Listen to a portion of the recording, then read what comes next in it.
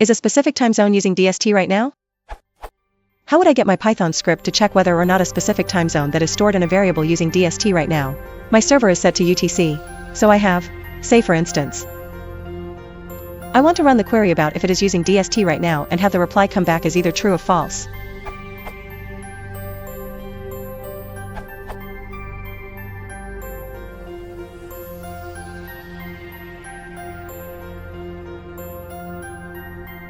Alternative is to use,